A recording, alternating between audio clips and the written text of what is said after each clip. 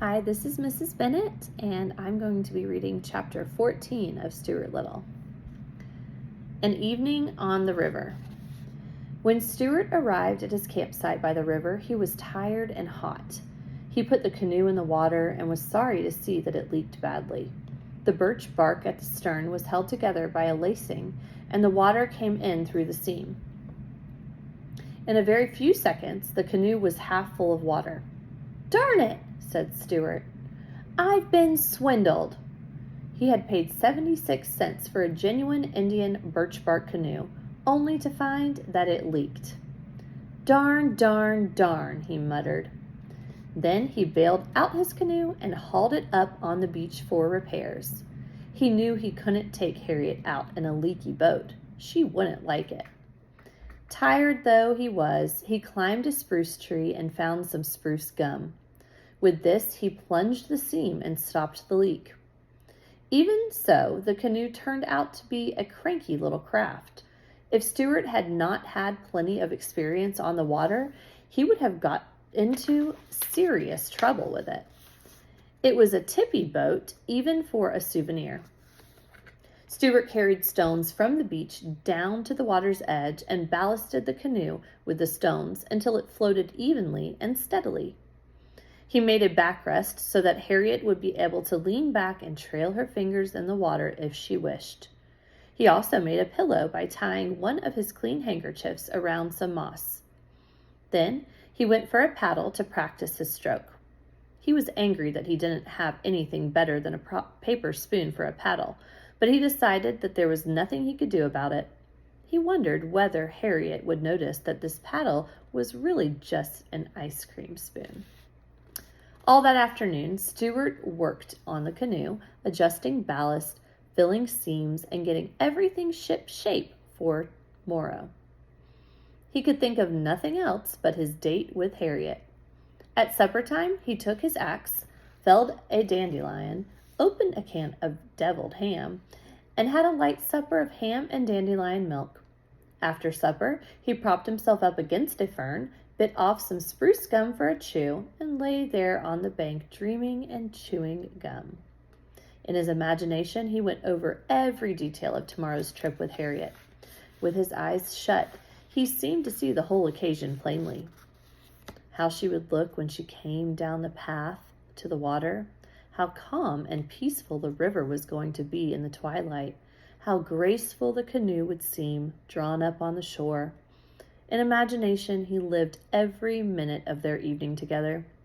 They would paddle to a large water lily pad upstream, and he would invite Harriet to step out on the pad and sit a while. Stuart planned to wear his swimming trunks under his clothes so that he could dive off the lily pad into the cool stream. He would swim the crawl stroke up and down and all around the lily pad, while Harriet watched, admiring his ability as a swimmer. Stuart chewed the spruce gum very rapidly as he thought about this part of the episode. Suddenly, Stuart opened his eyes and sat up. He thought about the letter that he had sent and wondered whether it had ever been delivered. It was an unusually small letter, of course, and might have gone unnoticed in the letterbox. This idea filled him with fears and worries, but soon he let his thoughts return to the river, and as he lay there, a whippoorwill began to sing on the opposite shore. Darkness spread over land, and Stuart dropped off to sleep. The next day dawned cloudy. Stuart had to go up to the village to have the oil changed in his car, so he hid the canoe under some leaves, tied it firmly to a stone, and went off on his errand, still thinking about Harriet and wishing it were a nicer day. The sky looked rainy. Stuart returned from the village with a headache, but he hoped that it would be better before 5 o'clock. He felt rather nervous, as he had never taken a girl canoeing before. He spent the afternoon lying around camp, trying on different shirts to see which looked best on him and combing his whiskers. He would no sooner get a clean shirt on than he would discover that it was wet under the arms from nervous perspiration, and he would have to change it for a dry one. He put on a clean shirt at 2 o'clock, another at 3 o'clock, and another 4:15. This took up most of his afternoon.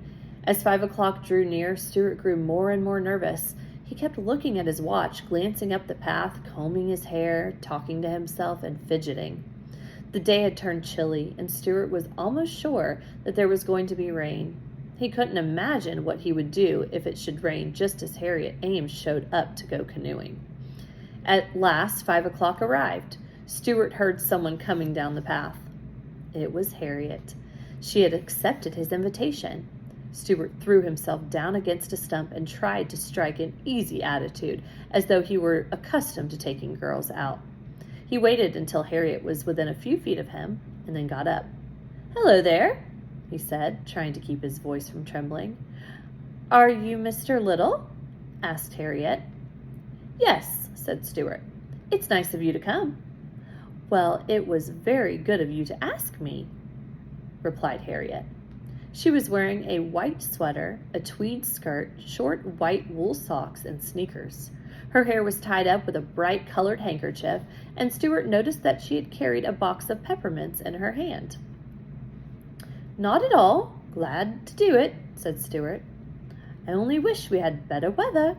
Looks rather sticky, don't you think?" Stuart was trying to make his voice sound as though he had an English accent.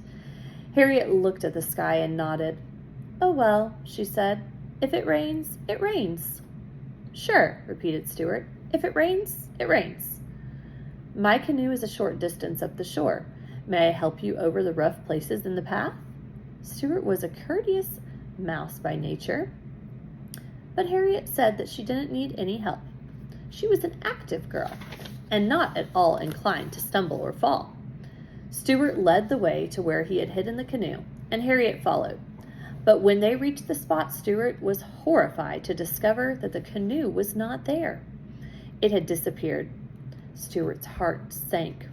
He felt like crying. "The canoe is gone," he groaned. Then he began racing wildly up and down the bank, looking everywhere. Harriet joined in the search, and after a while they found the canoe. But it was a mess. Someone had been playing with it. A long piece of heavy string was tied to one end. The ballast rocks were gone. The pillow was gone. The backrest was gone. The spruce gum had come out of the seam. Mud was all over everything, and one of the paddles was all bent and twisted. It was just a mess. It looked just the way a birch bark canoe looks after some big boys are finished playing with it. Stuart was heartbroken. He did not know what to do. He sat down on a twig and buried his head in his hands. "Oh, gee," he kept saying. "Oh, gee whiz." "What's the trouble?" asked Harriet. "Miss Ames," said Stuart in a trembling voice, "I assure you I had everything beautifully arranged. Everything. And now look!" Harriet was for fixing the canoe up and going out on the river anyway, but Stuart couldn't stand that idea. "It's no use," he said bitterly. "It wouldn't be the same." "The same as what?" asked Harriet. "The same as the way it was going to be, when I was thinking about it yesterday. I'm afraid a woman can't understand these things. Look at that string. It's tied on so tight, I could never get it off." "Well," suggested Harriet, "couldn't we just let it hang over in the water and trail along after us?" Stuart looked at her in despair. "Did you ever see an Indian paddling along some quiet, unspoiled river with a great big piece of rope dragging astern?" he asked. "We could pretend we're fishing," said Harriet, who didn't realize that some people are fussy about boats. "I don't want to pretend I'm fishing," cried Stuart desperately. "Besides, look at that mud. Look at it." He was screaming now. Harriet sat down on the twig beside Stuart. She offered him a peppermint, but he shook his head. "Well," she said, "it's starting to rain, and I guess I'd better be running along if you are not going to take me paddling in your canoe. I don't see why you have to sit here and sulk. Would you like to come up to my house? After dinner, you could take me to the dance at the country club. It might cheer you up." "No, thank you," replied Stuart. "I don't know how to dance. Besides, I plan to make an early start in the morning. I'll probably be on the road at daybreak." "Are you going to sleep out in all this rain?" asked Harriet. Certainly, said Stuart. I'll crawl in under the canoe. Harriet shrugged her shoulders. Well, she said, goodbye, Mr. Little. Goodbye, Miss Ames, said Stuart. I am sorry that our evening on the river had to end like this. So am I, said Harriet. And she walked away along the wet path toward Tracy's Lane, leaving Stuart alone with his broken dreams and his damaged canoe.